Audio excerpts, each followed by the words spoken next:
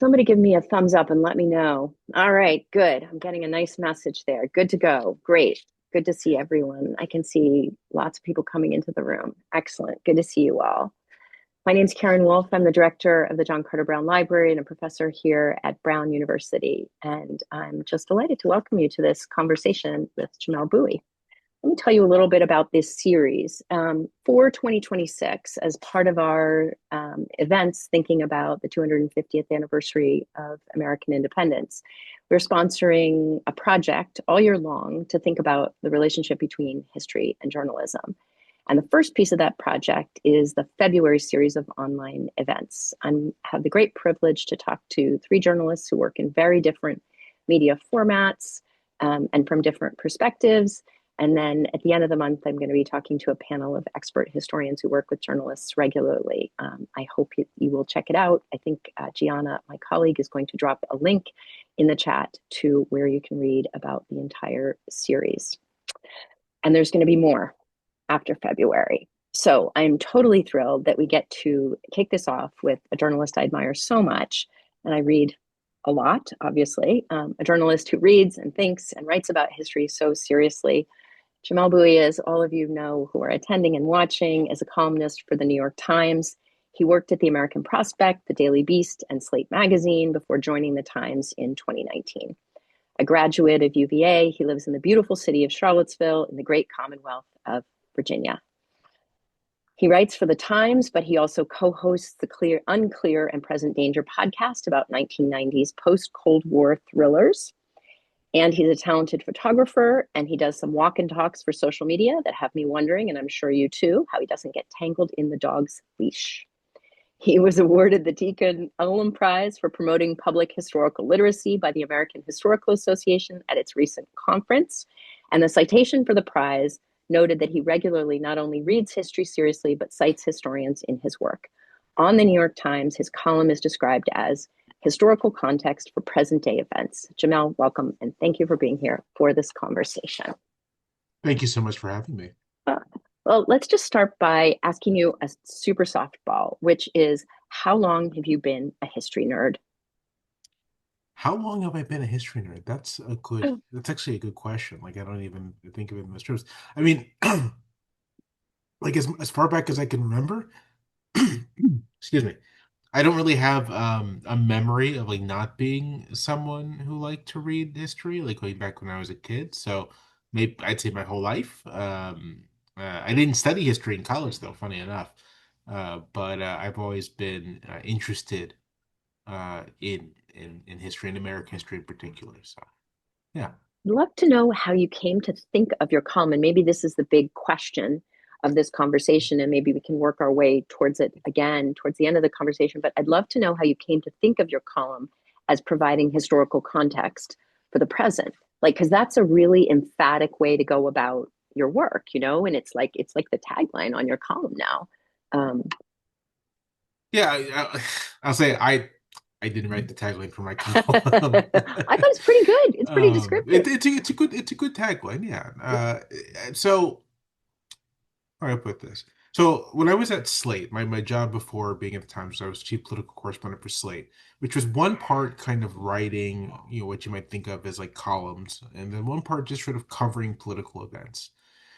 And the remit of a job like that is that you are just following the ins and outs of whatever is happening in Washington, what's happening in Congress, what's happening with the White House. And that offers like a lot of structure. Like you don't really have to work that hard to figure out about what you're going to write. Certainly what you want to say, what you think is worth covering, sure. But like the actual, I know what I'm going to be doing, Monday through Friday is pretty straightforward.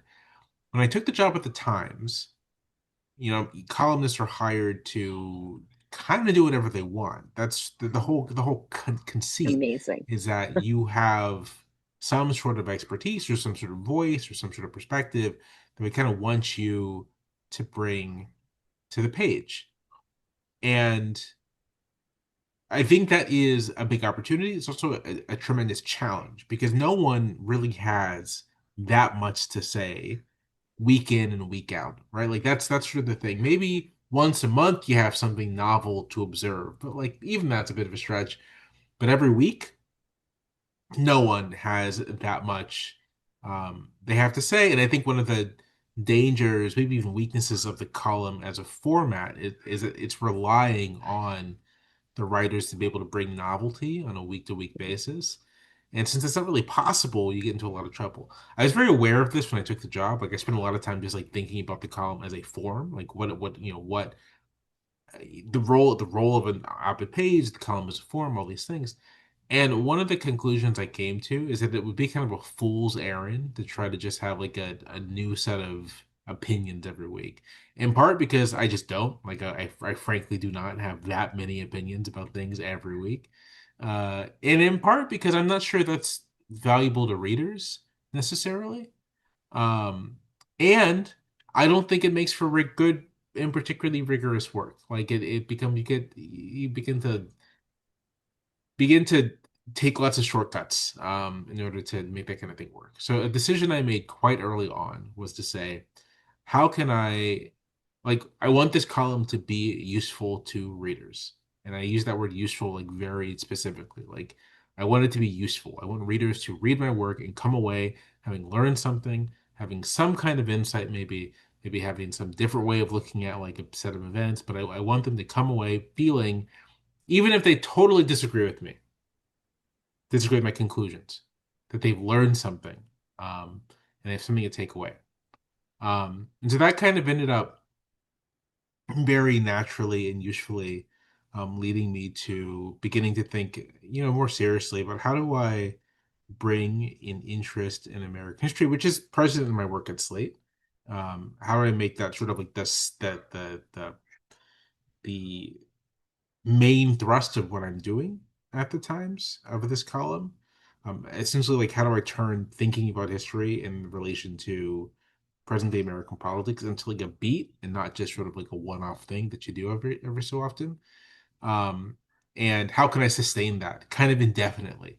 Because the other thing about the column is that like it's sort of yours until you don't want it anymore. So it becomes kind of like as my editor says, it becomes a marathon.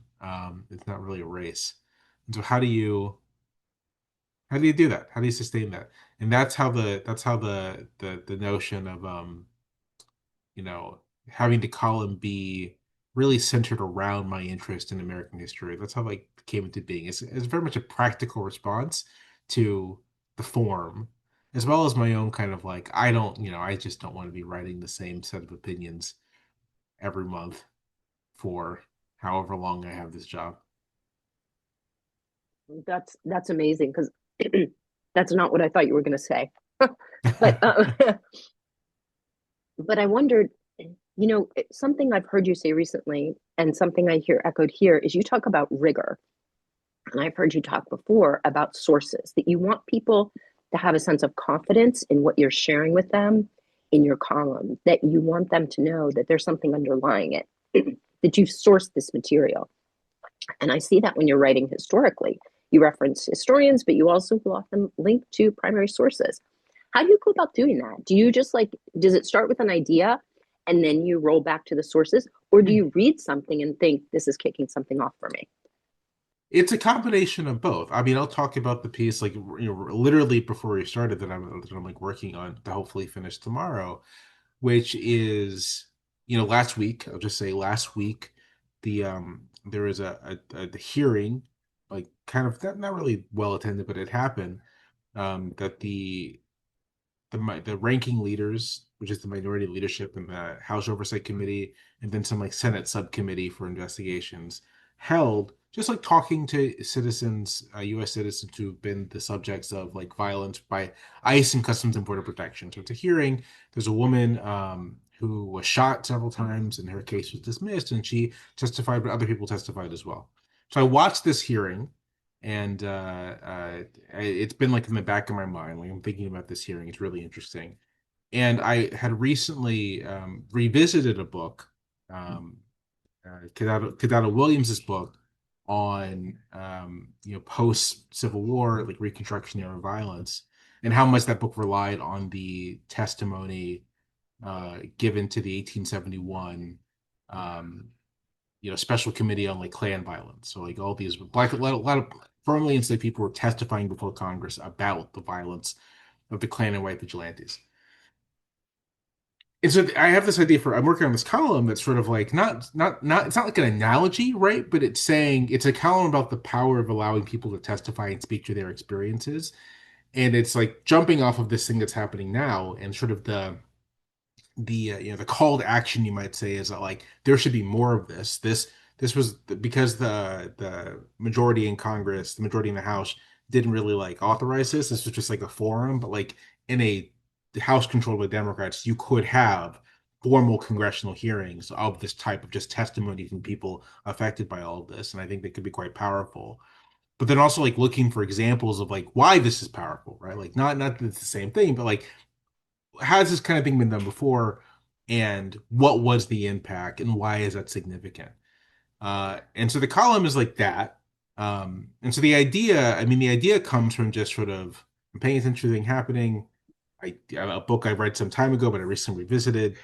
Um, and just sort of, whatever alchemy happens in the brain where you like a concept comes up and you're like, oh, Hmm. this is the thing. This would be Hmm. useful to people to write about. But then in the writing of it, right? In the writing of it and the structuring of it, other things come up too. So it's like, I am thinking about the power of speech and rhetoric and how that's sort of constitutive of democratic life. And who do I think about when I think about those concepts? I think about Frederick Douglass. So I start like I'll have all the stuff on like the political thought of Frederick Douglass.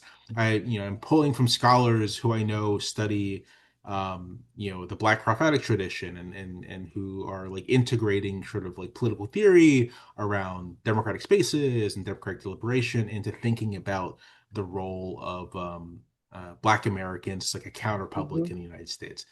Hmm.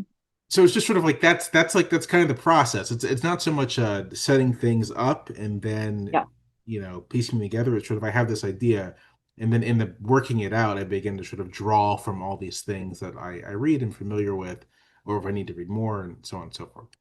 Yeah, that's amazing. And also, like, the most amazing exposition of why AI will never work, right? Because it's like this alchemy Right. of human experience and Right. curiosity and creation and creativity. And it's why, as a reader, you want that. You want that combination of magic or alchemy or whatever. You Right. don't Right. want the reversion to the mean. It's So, even, I mean, even just to get on my soapbox a little bit about AI, it's even like that's not something that the whole coming together of this idea. If the column works, we'll see whatever. But the whole coming together of idea just like isn't possible. Part of it isn't possible without kind of just me personally going through material, right? Like me mhm, personally reading things and like lines hit your eye a certain way, yep. um, things you're not necessarily looking for, you find, and that produces new sets of ideas. Like just, I think what gets missed in conversations about AI, I think it's what gets missed in a lot of conversations about just sort of any kind of creative or intellectual work. Is that the friction is part of the process. Like the difficulty is part of the process, and when you take away the friction, you actually are losing something very important. Yeah. And I'm sure that people can do work in various kinds of ways, but I'm actually a very big believer in that there needs to be, in the same way that when you are lifting weights, you need additional resistance to get like results. There needs to be friction in doing any kind of intellectual and creative work for you to be able to like to actually come up with things. Yeah, writing is thinking, and yeah, I find myself stomping around the house like, why can't I think better when the words won't come? I wondered, just your reference to going back to Kadada's book. I guess you're talking about her first book. Um, I was thinking about her amazing podcast series that she did for Virginia Humanities, actually, which was incredible too. But I wonder, when you go back to a book, are you caught by things that you highlighted or marginalized or marked or something on the first time, or are you a clean reader? Do you not touch your books? Do you like leave them clean, or do you, return to, like, Jamelle Bouie read this 3 years ago and marked it this way, and you're like, what was I thinking? No, I'm a highlighter. I'm a highlighter. Mm, I don't really do notes. I just sort of highlight things that like catch my attention, and then mm-hmm, usually that's all I need when I mm-hmm. return to something to say, okay, this is what I remember why I highlighted this. Yeah, Um, yeah. very occasionally I will take a little note, like make a little in the page. I'm not very precious about books, so it's sort of like, yeah, if I'll write in them, it doesn't matter. Yeah, Um, I know that when I buy a used book, I actually kind of like it when there's like a note or something. Oh, what was that person thinking? It's fun. yeah. Little Uh, intellectual genealogy there. Yeah. yeah, yeah. I Um, mean, yeah.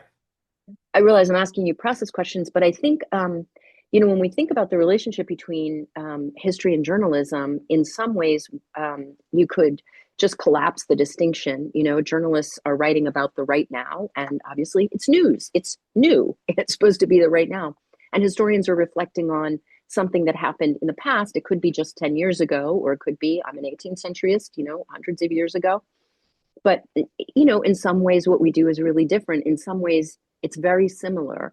We're trying to make sense from partial information about human behavior and motivation, which is enormously challenging because humans turn out to be really complicated. um, and so I guess to see a journalist take history and the work particularly of academic historians so seriously and to integrate it is unusual. And it's part of why I'm asking you all these process questions. It's like, so how does that work? How does that get fed into your thinking? Because we just don't see it that often.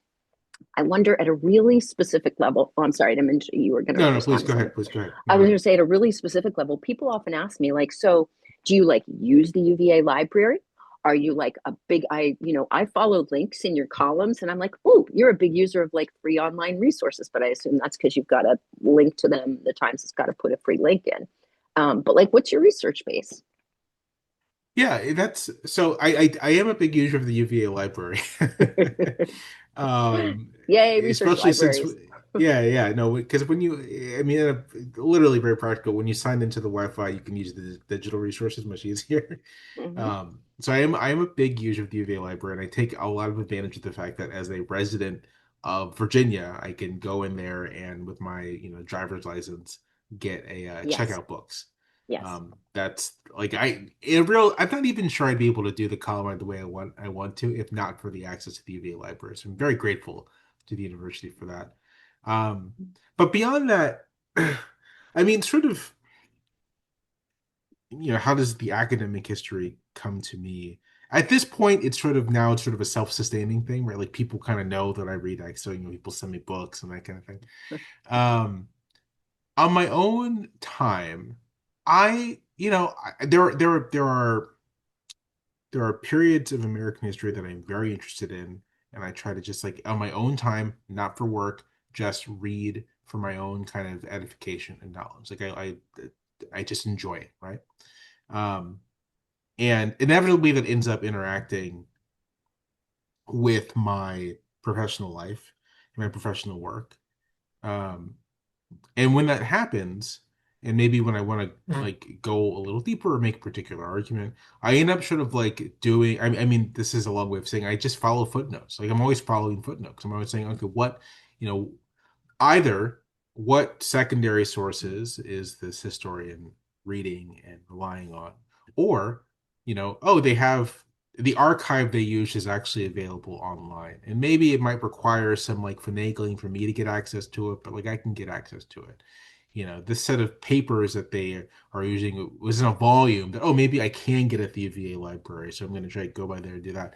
So that, I mean, especially for primary sources, um, the historians, the work I'm reading, and if they are footnoting the primary sources, like I just follow the footnotes to find things. And I do that. I say I do that because, and this maybe gets to like the rigor thing a little bit, is that it is useful for me to read the thing for myself. Um, so I can see the full context of like what was being said. And in doing that, sometimes I just there's other things in the source that are like, oh, that is actually more interesting to me. So I'm gonna use this person's use of this source to like I'm drawing something else from it. Um, but then also going back to this friction point, it's just the process of looking for something and then sitting there for a couple hours and looking for something and reading it throughout all that. I'm thinking, I'm like constructing an argument, I'm like putting things together, and all of that is like part of the process of actually being able to write something. So Um, that for me is, they the Times often wants to, I mean, they give the columnists assistants, and some of the assistants do research for columnists, but like I never know what to say to an assistant. Like it's like I don't like part of like Your I brain has to actually do it. yeah Yeah. I actually have to do it. Yeah. Um, that's Hmm. where that's where so much of the work actually is for me. Yeah. I mean, your discussion of following the footnotes just made so many people so happy. And I can promise you right now, follow the footnotes. Jamelle Bouie is going to be on a lot of swag going forward here, just saying. Um, but also, I think there's something about what you said about following the footnotes that has to do with process and rigor, as you said, but also transparency with your Yeah. readers. Like there's a kind of building confidence with your readers that I think historians believe that footnoting and sourcing is part of an ethical practice of scholarship.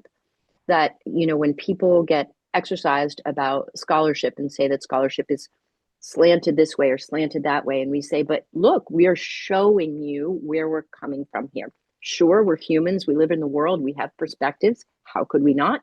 But here are the sources. We offer them to you. You can see. It's transparency and accountability. Looks a lot like, I don't know, the values of democracy. Yeah, yeah. Scholarship is that.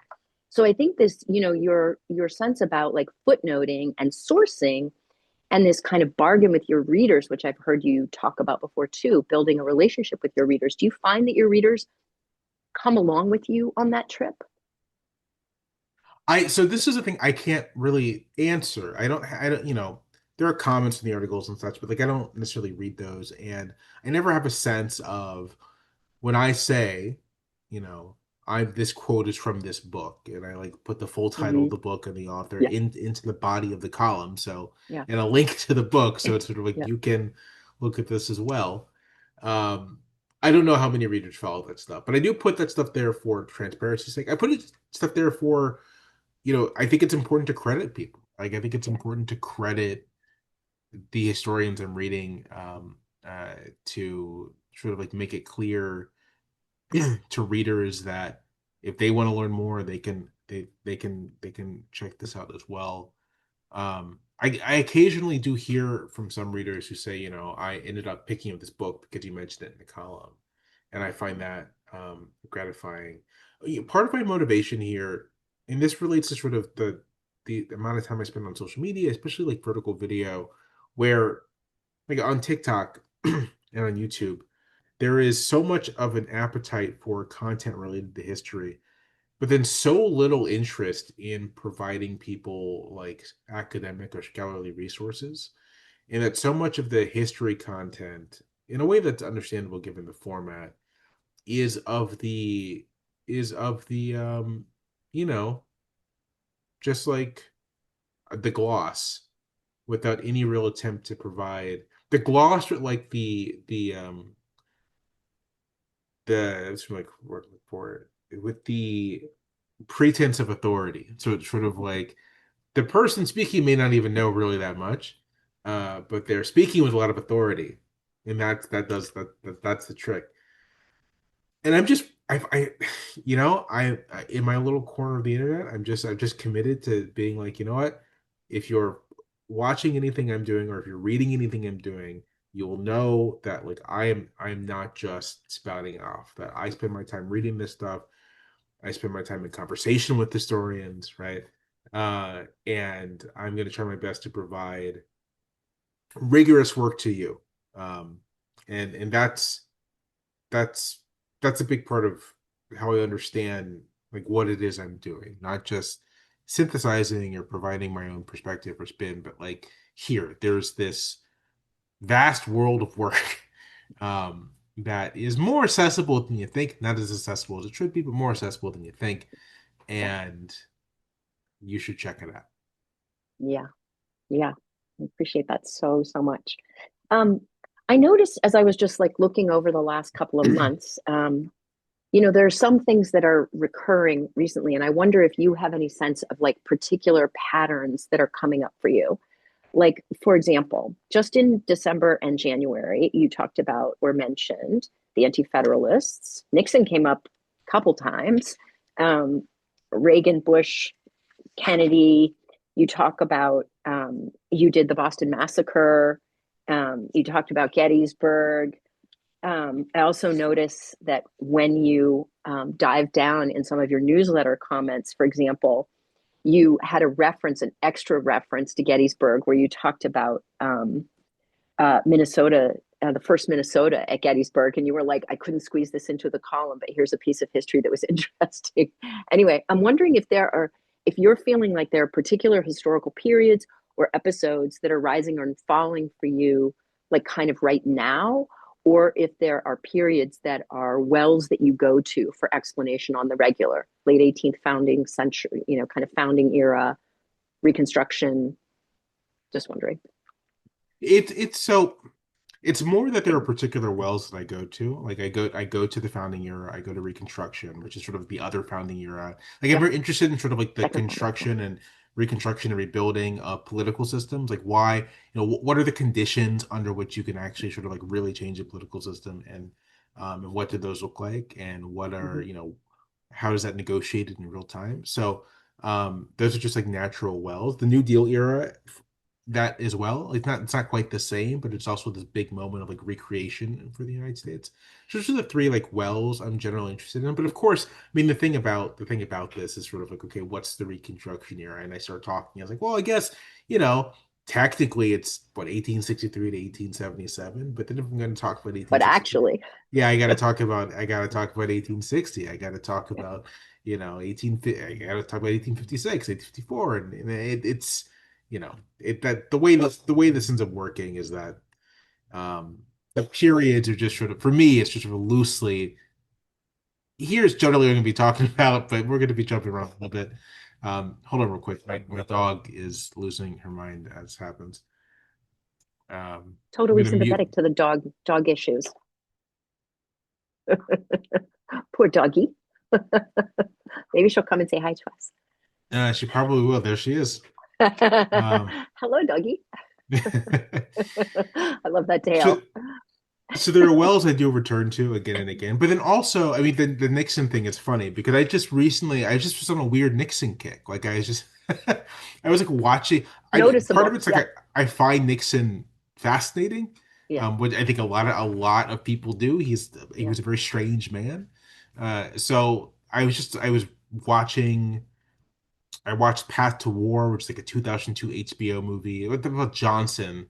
But then I watched this other HBO movie about Nixon that like was made around the same time. I rewatched Oliver Stone's Nixon. I watched some documentary that was just based on the Nixon tapes. Um, I've been reading, Gary Wills's Nixon Agonistes. I don't know how you say that. I never say it out loud. So I've just been in this like on this like Nixon kick. Um, and so it just kind of naturally comes out in the column because that's where my headspace is. Same with Gettysburg. I I not long ago watched the movie Gettysburg, which I kind of didn't like. Uh, and then I've just been, I have this, maybe can see in the background of my frame here on my left, so on your right, if you're watching, there's like what looks like an encyclopedia or something back there. Yeah. That is an encyclopedia of the Civil War. So I've just been flipping through it, right? As one does. As one does.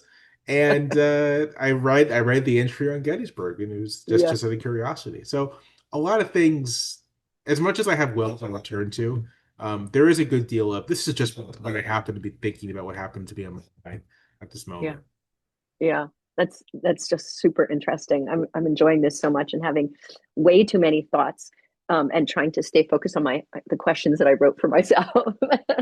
um, so I guess I had a question about it's sort of about historiography, which Ken Burns had this enormous success, and I'm sure will go on to have enormous success with his American Revolution documentary. There's a lot to admire about Ken's commitment and the documentary. But one thing that he said that, of course, flagged my attention is that a couple times he said in interviews, like, "We're not trying to do historiography; we're just trying to call balls and strikes." Like the idea that somehow the accumulation of literature, of interpretation, of scholarship is a kind of a suspect thing, that there is a story of American history that we should all be Like we should all know that there is this story, it is an arc, and we can know it. We don't have to constantly interpret it. So I'm just going to ask you, like, do you have thoughts about historiography? Do you have thoughts about narrative history or some kind of arc of American history? That's three Yeah. questions at once. I mean, my reaction to Burns is that I don't think that's the case. Like I Mm, simply do not think that you can just lay out an assemblage of facts, or at least you can lay out an assemblage of facts of dates of people who was there, but that's I wouldn't call that history. That's just sort of mm, that's just an assemblage of facts and dates, right? You said earlier that part of what historians and journalists have in common is trying to kind of understand people in their own context, and historians are doing it from some distance, journalists doing it in the present. And I think that understanding of the people involved, of their motivations, of their thinking, of their sense of what their world was, necessarily it demands interpretation, right? There's no you have no other choice but to do interpretation. Um, and so the idea that you could simply lay out a narrative just doesn't. I just don't accept. I don't accept that. I don't buy that. And when I think about the American Revolution series, in fact, that's not in that series, right? That series actually has kind of a clear perspective, which is that in Burns gonna see it like this, but sort of starting from the premise that the American Revolution was a genuine revolution that produced like revolutionary social change is a perspective. yes. Right. Right. It's something that people have argued about and argue about. So, Hmm. so just going from there, like that is like I have a like I would say I have an historiographical perspective. I haven't actually tried to sit down and really sort of like systemize like what that is. I can think about my I can think about like things I've argued and kind of glean from what it might be in the moment, which is that I think for me, I tend to stress as much as I recognize continuity, I tend to push back against continuity quite a bit. I tend to stress change and ruptures. And I think those changes and ruptures are often quite meaningful. So I recently did an event about Reconstruction in Louisiana. It was we were in New Orleans and just talking about Reconstruction in Louisiana. And one of the questions in the Q&A was about the 13th Amendment and its relationship to sort of future, incarceration and mass incarceration and notions of slavery by another name or Jim Crow. And I made the argument to the questioner that even stipulating these future forms, these forms of um, you know, neo bondage, or however you want to describe them, that would be produced in the ensuing decades, that the abolition of chattel slavery is a genuine rupture, right, in like the historical trajectory of the United States. And we should take that very seriously and take that seriously not just as 21st century people looking back in the past, but like, take it seriously from the perspective of the people who experienced it, um, and their sense of the rupture that was in the society in which they lived.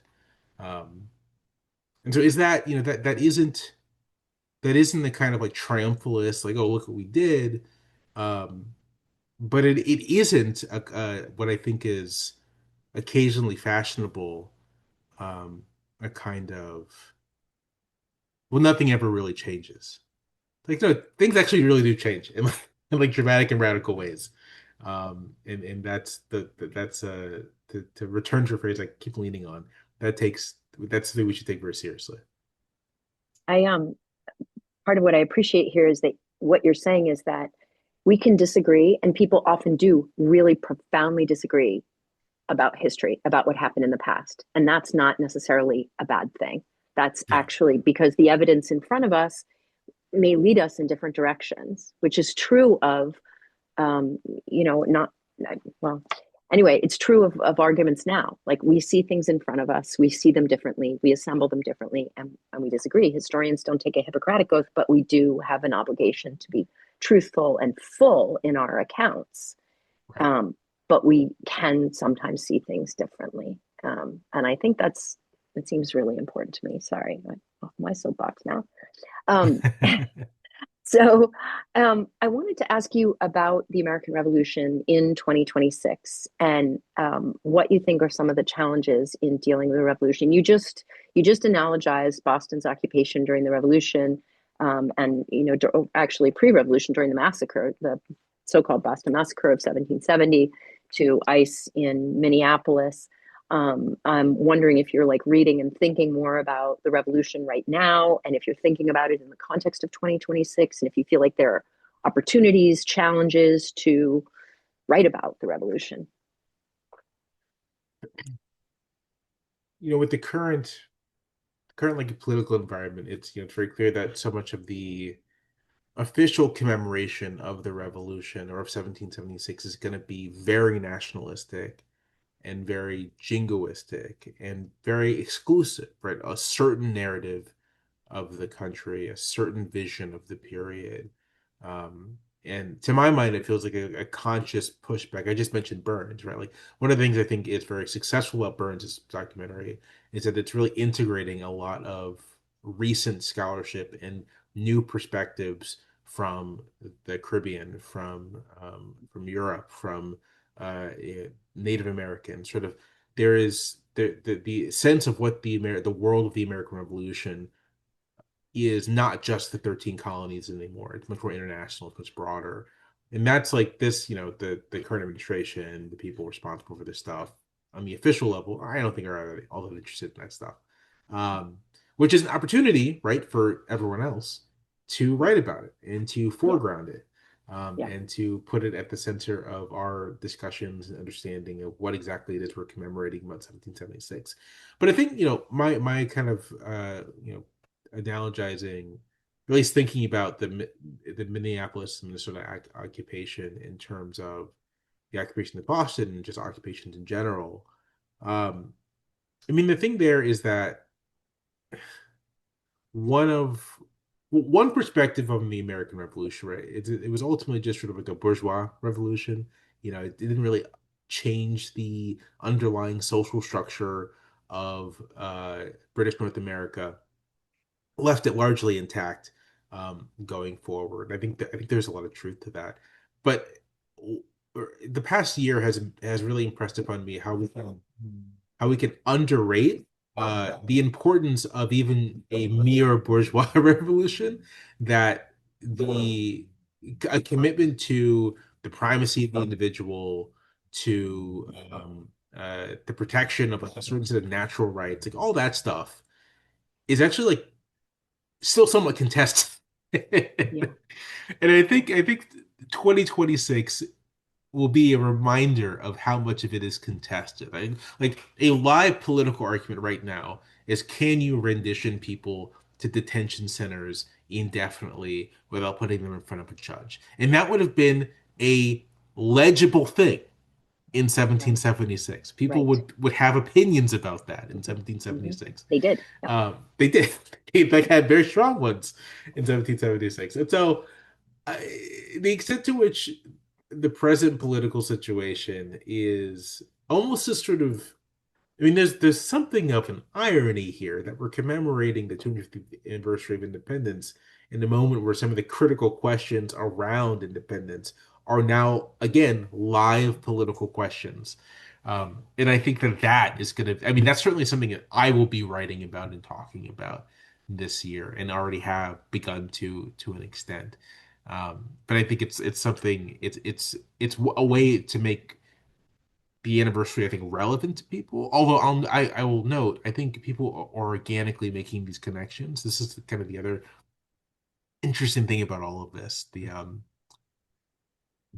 even people who aren't, you know, super knowledgeable about the period, it's so much Declaration of Independence, the Revolution, are so much a part of our civic culture and national memory that ordinary people almost like instinctively are making these connections for themselves, and maybe deepening those connections, maybe providing more context for those connections, is for me part of what I intend to do. But I think part of how I'm thinking about the relationship of 2020 to 2026 to 1776.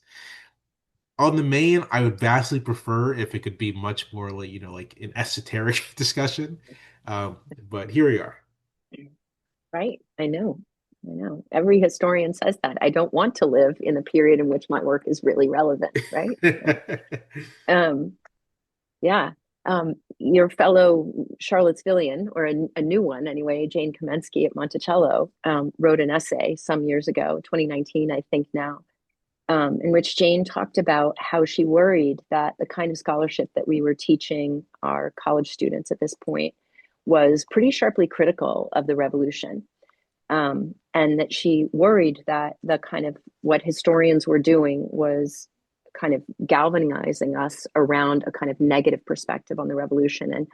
And just in response to your point that you're feeling like, well, maybe even this, the revolution for rights, even if it was more limited, even if there is a kind of conservative undertow to it, it's still really important. Jane was saying in 2019, like we should still emphasize, that the Declaration is importantly aspirational. That there is, how do you weigh those kinds of things in your writing? You want to have rigor, you want to source, you want to build confidence with your reader that you're telling them straight. Do you have a sense that you don't want to devastate people with the kind of breadth of violence of the American past, and that you want to weigh that against kind of aspiration and possibility and hope? Like, how do you think about those things? For a historian, it's a somewhat easier task, I think. Jane doesn't, but I think, because it's like you straight ahead, here's the material. But you're a columnist, you're an opinion writer, you are sharing your opinion, and you are trying to shape and form discourse. So how do you weigh that? Um, so I don't, what I do not do is I don't spend much time worrying too much about if I'm going to demoralize readers in any way. Um, yeah, I don't think I've ever thought about that.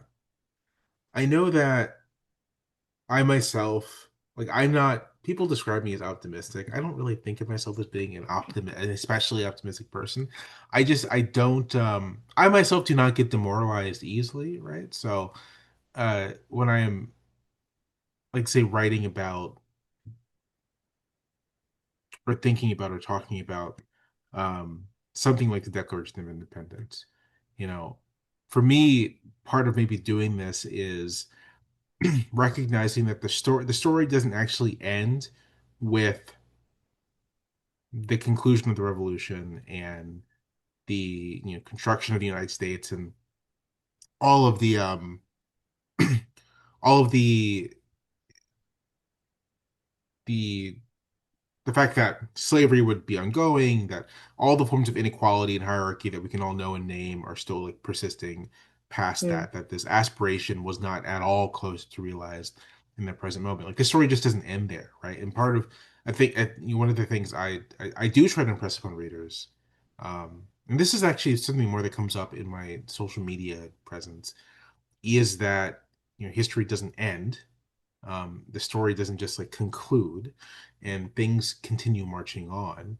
And so in the case of the Declaration, like part of the story of the Declaration, right, is that it gets picked up by anti-slavery activists. It becomes actually like a really critical rhetorical weapon against slavery. And so much of our modern day understanding of what the Declaration is owes itself to its use in the fight for abolition. That's part of the story of the Declaration, part of the story of realizing the Declaration's aspirations.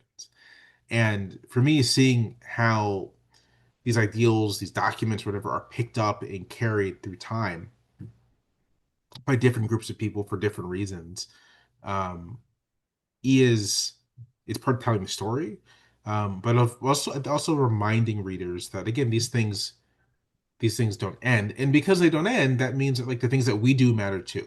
And I feel like that's in a fun for me. I'll say this for me, one of the things I have taken away from in being just really engaged with history over the past, 10 years of my career as a journalist, but really these past 6 years, 7 years at the Times, is like a greater appreciation of human agency. Of just like, yeah, the things that we do actually really matter a great deal.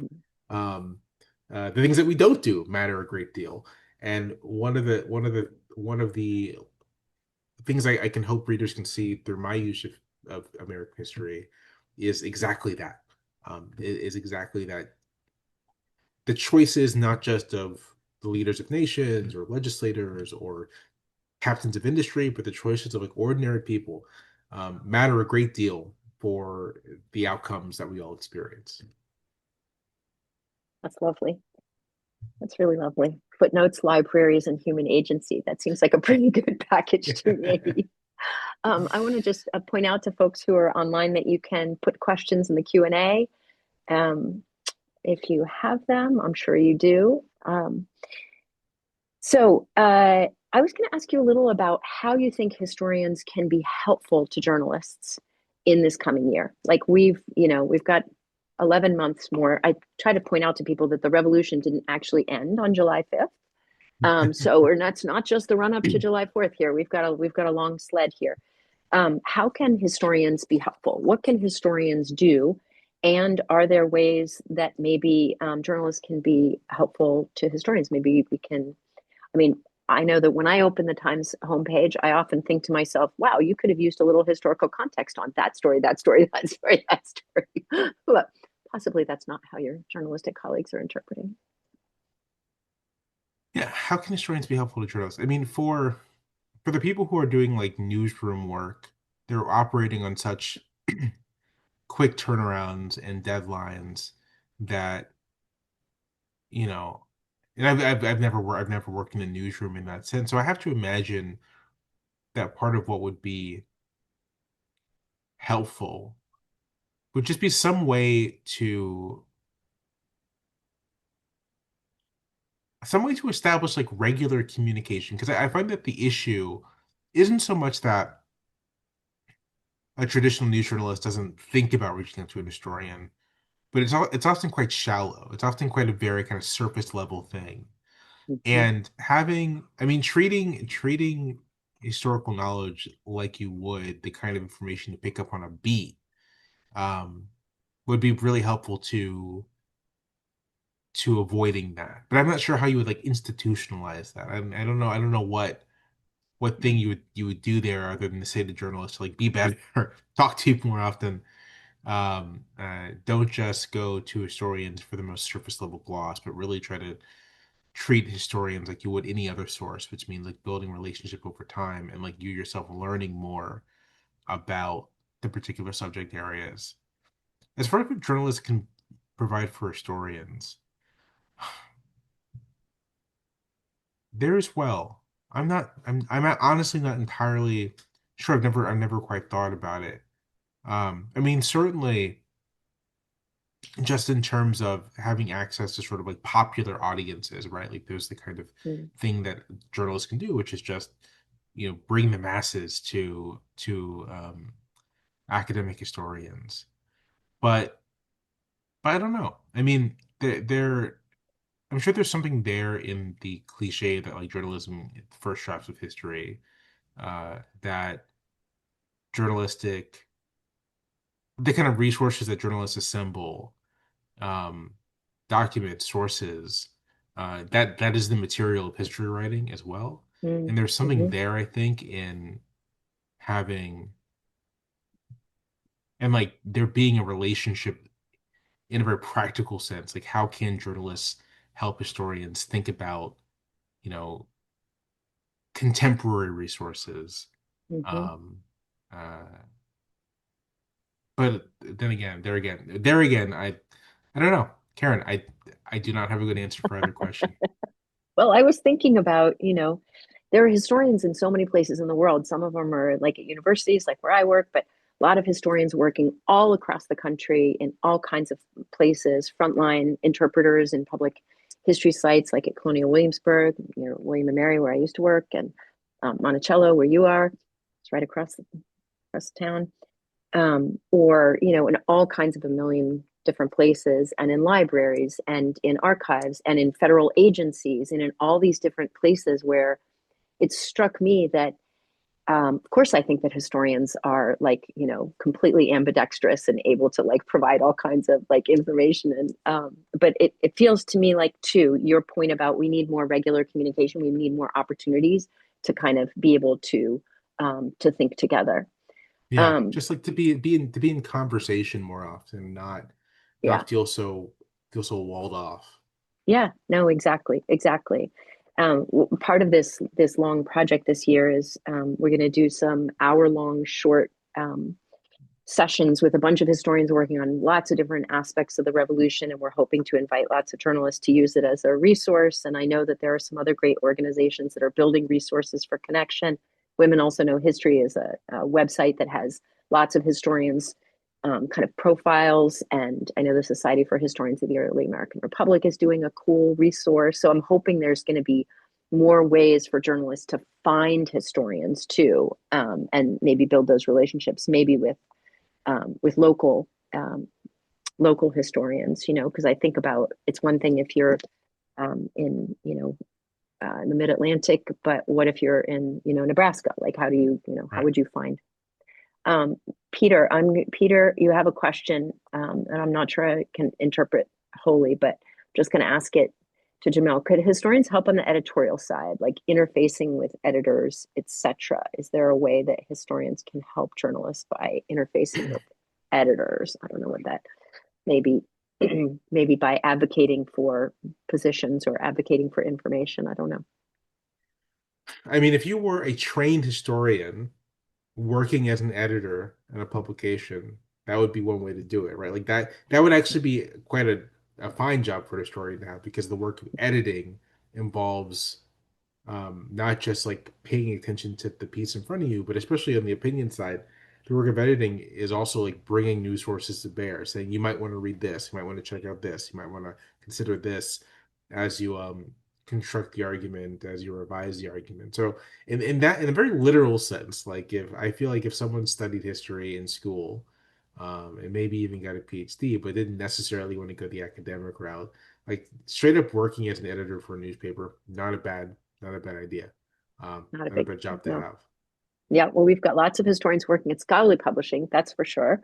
Some in media. I think about Jelani Cobb, for example, Josh Yeah. Marshall, both PhD historians, doing kind of high profile work. Super interesting, both of them.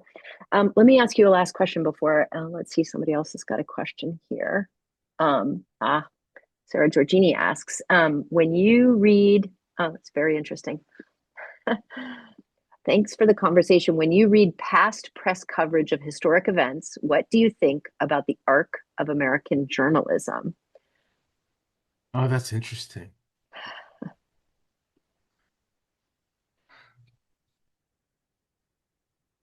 I mean, the big thing, the central thing is that for all of its present day flaws, American journalism encompasses so many more perspectives and tells so many more stories about and tells so many more stories about the people who live in this country than did 50 years ago or 100 years ago. In a funny way, this maybe was like a more acute problem in the mid-century when there really was this almost like monopoly. Like the thing that people were nostalgic for, that the old, everyone watched a handful of stations and read a handful of newspapers, the regional plus maybe another one, read a handful of magazines, and there was kind of like a coherent cultural consensus. One part of that was that coherent cultural consensus was sculpted by like a very narrow slice of the overall public, and there are people for whom they were subjects of journalism, but never the tellers of journalism, never the people telling their own stories, and they had to do that on their own time. There's a great book, The Race Beat, about the black press in the '60s. The black press is maybe probably the most famous example of this, but there are immigrant communities have their own presses. Labor has its own press or presses. Like there's lots of perspectives are just like not communicated in the mainstream papers. Before the Second World War, before the advent of radio, this isn't as big of a problem because there's just so much more media fragmentation. Like there's every single little place has a newspaper. There are lots of publications going on. But even then, if you're thinking about like mainstream um, news coverage. It's a narrow slice of people setting the stage, setting the story for the country at large. And so, one arc of American journalism, it's sort of it's it's it's both more open to more voices, but also just more people of a broader cross section of the country can actually like tell stories about their communities in a way that just wasn't happening in the mainstream press for quite some time. Really, I mean, quite recently, in fact. It's the you could say like the meaningful integration of journalism is not that recent. Yeah, the meaningful integration of universities is pretty darn recent, right? And so when people Yeah. talk about like imperiled institutions, we think, is there a relationship between these things? These things Yeah. become right. Um, uh, um, I was going to ask you one last question, which is about whether you feel like evangelizing to your colleagues, your colleagues who are fellow opinion writers or reporters. Do you want to say to them, you should spend more time thinking about history, you should have more historical context? Do you have conversations with them about historical context? Do you feel singular in your approach, or do you feel like it's something that other people are observing, catching on to, and thinking maybe I should spend more time in a library too? I'm gonna treat colleagues as like broader than just the people I work with at the New York Sure. Times. Yep. When I think about sort of the community of people in the business of like doing opinion journalism, um, I do feel like I'm evangelizing a little bit about the importance of, paying close attention to American history, of just like reading broadly in general and not relying so much on your own kind of day-to-day views. With the journalists who are friends, who are, I keep in close contact with, who I think of as like collaborators as much as anything else, I think there's like a shared commitment to bringing a level of like rigor to the form of the column or the weekly commentary essay. I think about someone like Adam Serwer at The Atlantic, who very much, we do very much the Yeah. same or similar kind of thing. Somewhat different perspectives, different kind of writerly voice, but we're kind of operating on the same wavelength. You mentioned Jelani Cobb, Nicole Hannah Jones, also at the Times, also working in a similar register. There is it's not just me, right? I feel like I've become like a prominent example of the type, but there and I you, we could there's a whole conversation to have about this. Like I really think that there emerged in like the 2010s like this sort of approach to opinion writing and opinion journalism that did really um rely heavily on, was strongly influenced by history, and has been trying to integrate the opinion journalism and the history in a kind of coherent way. Something like Ta-Nehisi Coates' the Case for Reparations is a great example Mm-hmm. of this. He's Mm-hmm. bringing in social science as well, but sort of this attempt to Mm-hmm. integrate the practice of journalism, an historical Mm-hmm. perspective, social science is sort of a single Mm-hmm. analytical product. Mm-hmm. Mm-hmm. Um, and that to me, I mean, that to me is like doing that kind of thing.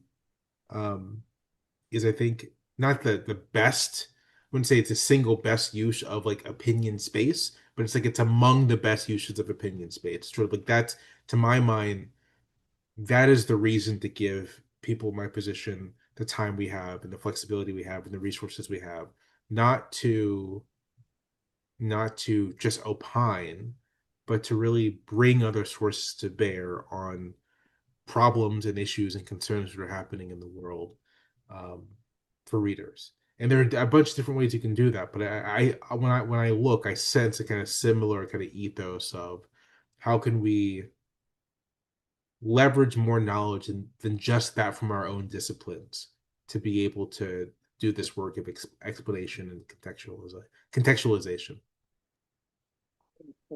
Informed writing. Couldn't ask for more.